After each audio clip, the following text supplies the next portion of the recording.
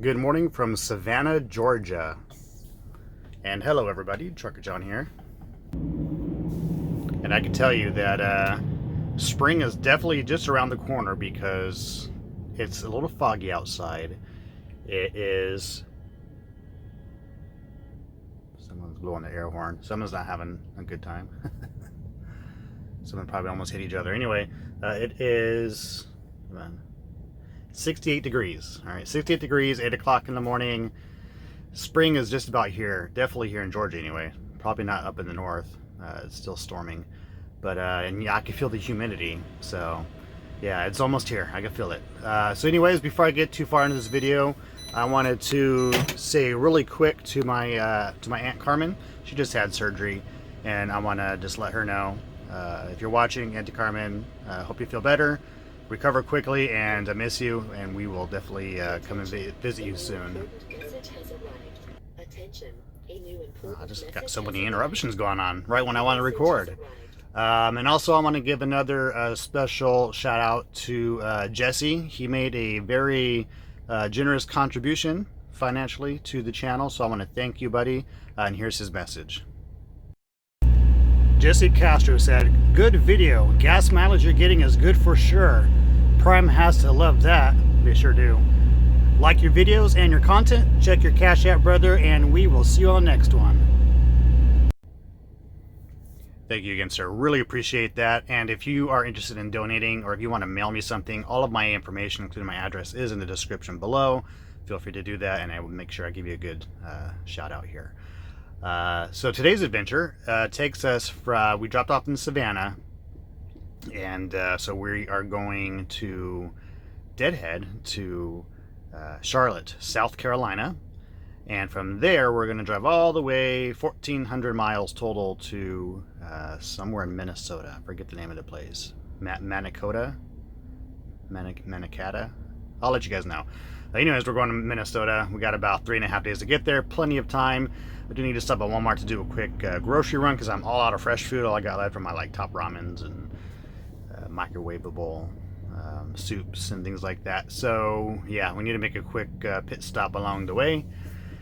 So yeah, thanks for joining me here today. It's going to be a nice little trip. I'm going to document as much as I can. I haven't done too much documenting on this side of the country. I've been here several times, but every time I've been here, it's just been chaotic and busy and haven't been able to do much documenting.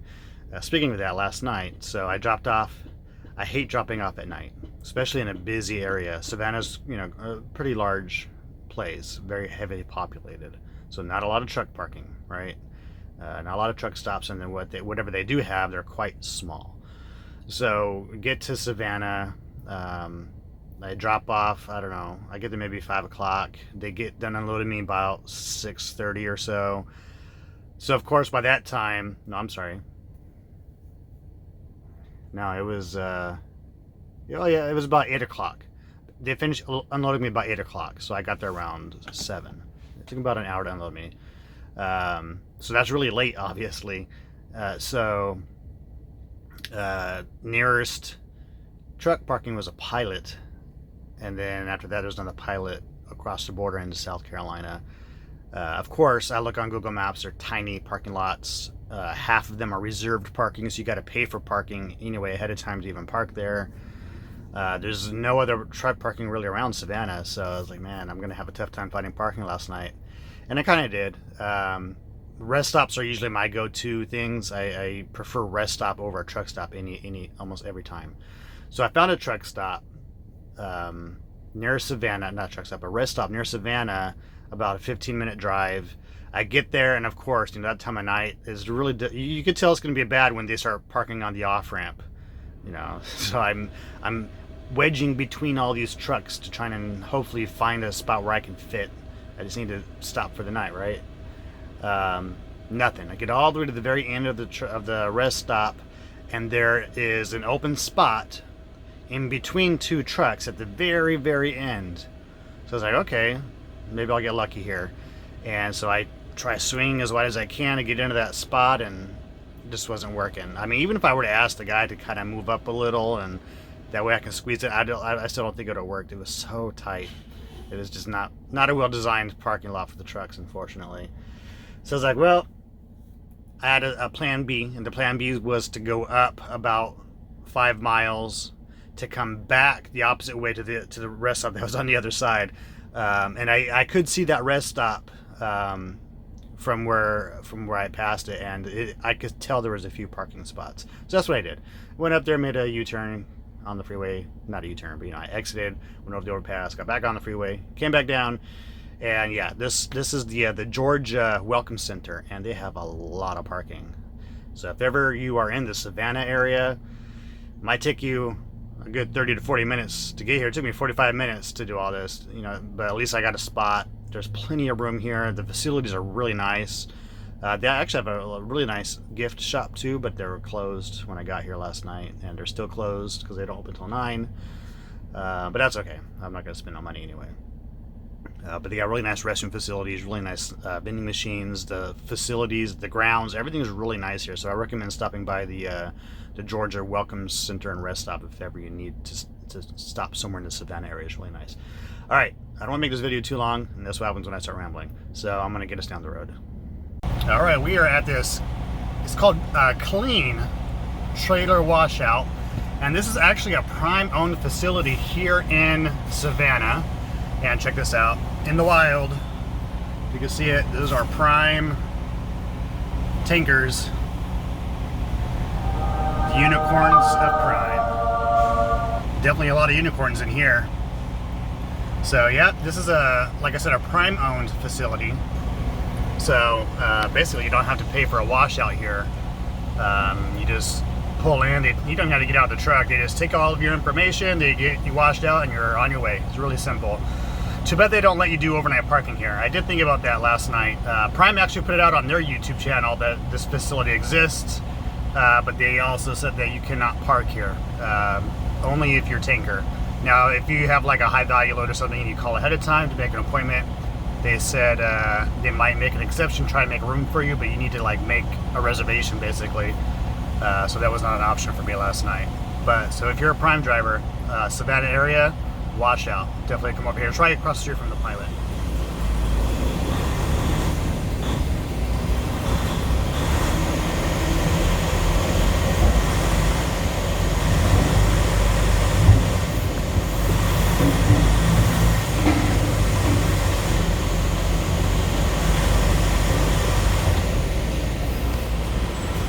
Here you go. Thank you. All right, thank you.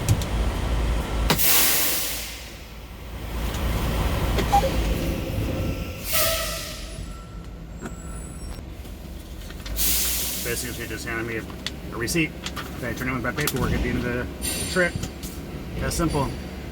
As soon as they're done washing me, I'm out of here.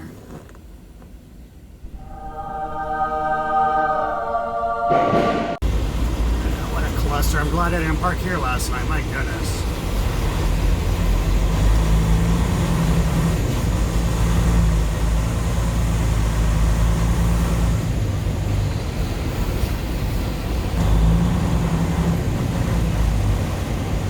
Just parked right in the middle of the road.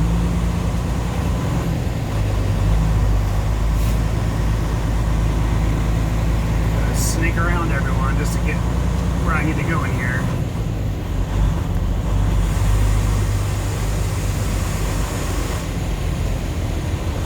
Man. But I'm not mad at him. You gotta stop and sleep. You gotta stop and sleep, but it's just one of the big problems out here on the road for us truckers, just nowhere to park. And you see all these little spots right here, right in front of me. So that on the ground it says reserved. It means you got to call ahead of time and make a reservation, and you have to pay. It's like 20 bucks, I think. I don't know. I never paid. I think it's 20 bucks to park. And they do fill up fast. If you like doing that, you got to reserve ahead of time. So you really got to pre-plan your trip if that's what you plan to do, because you don't want to pay. It's non-refundable, then you're not even going to park there.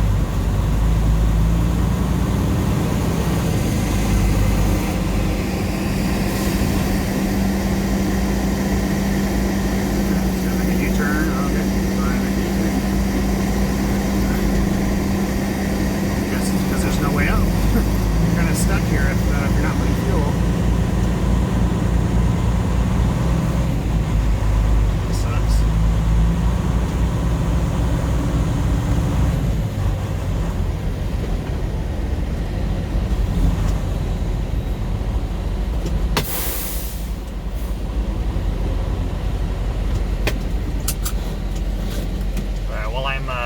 to put fuel in my reefer.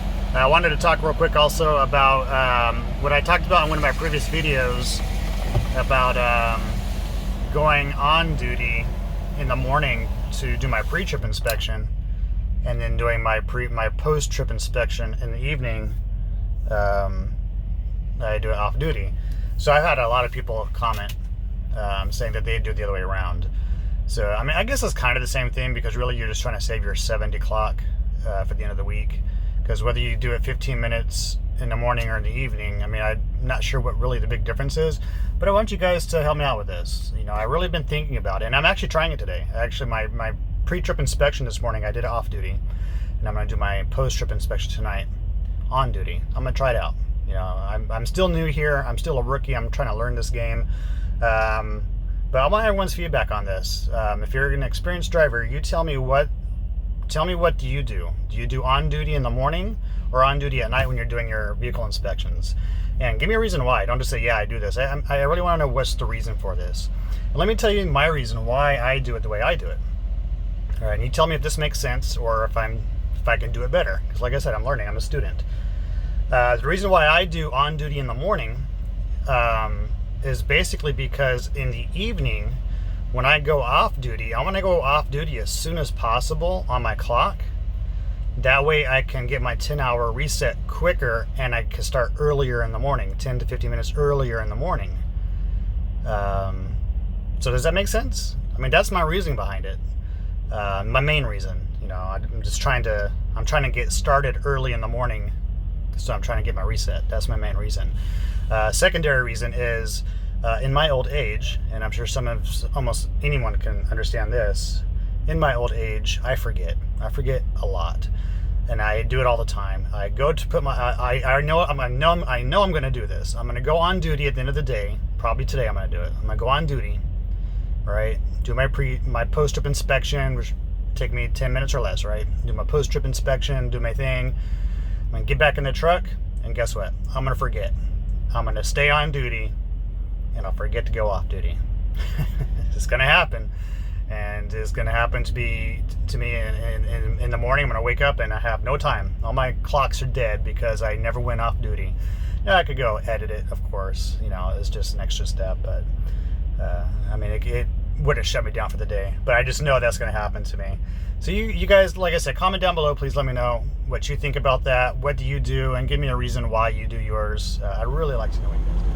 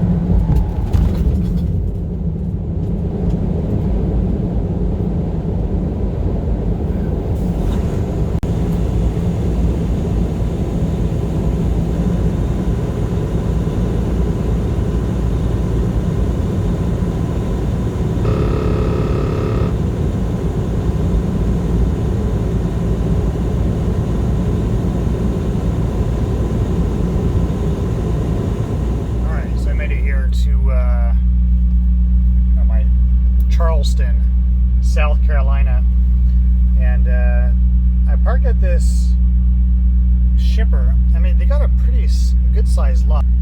As you can see, it's plenty of room to move around and everything, but right here, as you can see, that curb and grass right in front of me, and then it ends right here. So I can't pull out that way to back into this dock where I'm at.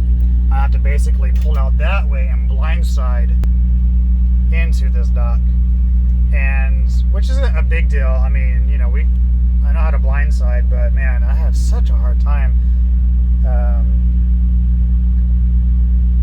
It is just, you know, bunch of get out and looks just to make it work, which is no big deal. You know, I finally got it in there. It was just very frustrating. But what makes it more frustrating, and again, not a big deal, but it's just the unexpected waiting game. You know, my order said this was a drop-in hook. I'm supposed to drop off my empty, pick up a loaded, and get down the road. So I've pre-planned my day. I need to go to Walmart to pick up groceries because I'm out of food. I got 1,400 miles to get out of my way within, you know, about 3 days. So I'm really trying to time this just right because I don't want another issue in this area. I'm not familiar with the area, so I don't know how parking is in the truck stops or in the rest areas on my route. So anyways, it's time's it. My watch would work. 1:30, which gives me about 2.5 to 3 hours of drive time to my drive time that I like to shut down by, which is, you know, around 4. Between 4 and 5 o'clock, I would love to shut down by those times, but I have a lot of miles to get ahead of me, and I want to shop, so I don't know. We'll see. We'll see how this day goes. I'm a little frustrated with it, but that's just the name of the game here in trucking. It's the waiting game. So, see, that's what I'm talking. This is the blind side when you have to park on your passenger side. So he's gonna park in this dock right next to me, right there. So basically, at this point right here, see how I cannot see his driver's side mirror? So that means he cannot see. He's blind. He cannot see this side of his truck, and all he can see in his passenger side mirror is his trailer. He can't see nothing. So he's basically winging it. You know, he's kind of guessing where he's going, which you don't want to guess. You don't want to guess doing this. He's got a little bit more room though, because he's at the end of that curb where I was over here. So he's got a little bit more room to get it in there. All right, so I just talked to that prime driver. His name was Dylan. Dylan, if you're watching this, you did a great job, man. You backed that thing up like you know what you're doing. So Dylan's been with the company for a while. He's actually a trainer, so yeah, obviously he knew what he was doing. I didn't have to get out and help him at all. Super cool guy, and he's young, no kids, not married. He's leasing out here, so he's definitely doing it the right way. You know, he's making good money, he's single. But even he's like, man, I don't know how long I want to do this for. Because it's hard. It's really hard to be out here on the road. Even without family, it's hard. So with family, like with me, man, this is definitely not a job I don't think I could do long term. You know, I'm definitely just getting my experience out here, and we'll see what happens later down the road. And he's actually, that was a Peterbilt that he's driving. And he's probably one of the first few people I've talked to or have heard through YouTube or wherever that does not like Peterbilt. He said once he's done with this lease, he's going to go back to a Freightliner. So I had a really interesting conversation with him. So Dylan, again, if you're watching this, you did a great job, man. It was great talking to you. Nice. All right, so I stopped here somewhere in South Carolina on my way to Minnesota. So calling it a night. I did not get as far as I wanted to tonight because of the whole waiting to get loaded for 3 hours instead of or grabbing a loaded trailer and getting down the road. So I stopped at around 5 p.m., which is, like I said, usually my preferred cutoff time. I will definitely drive further if I need to, but I still have plenty of time. I don't have to be in Minnesota until basically 3 days from right now. So if it's 5 p.m. now, I don't have to be there until Sunday at 5 p.m., which is my appointment time. So I got plenty of time to get there. I'm going to stop tomorrow to shop at Walmart and I'll continue down the road from there. So anyways, yeah, so I want to thank you guys for stopping by. I really appreciate it. If you're new here, please subscribe. We are so close to the 1,800 subscriber threshold, which makes us so close to the 2,000 subscriber threshold, which I am so excited for. You have no idea. I've talked to a few other people and I said, you know, I did not expect to get past 500 subscribers, you know, so I keep saying this, I know, but I'm just humbled by it. I just can't believe it, you know. You guys like me. So anyways, so yeah, let's keep pushing for this, you know, let other people know about my channel, share it on your social media. Let's push past the 2,000 mark. And like I said before, once I get past the 2,000 mark, maybe 2,100 or so, I'm going to do a really nice giveaway. I have a really good idea in mind. I'm going to have a nice giveaway where I'm going to try and push us towards the 3,000 subscriber threshold.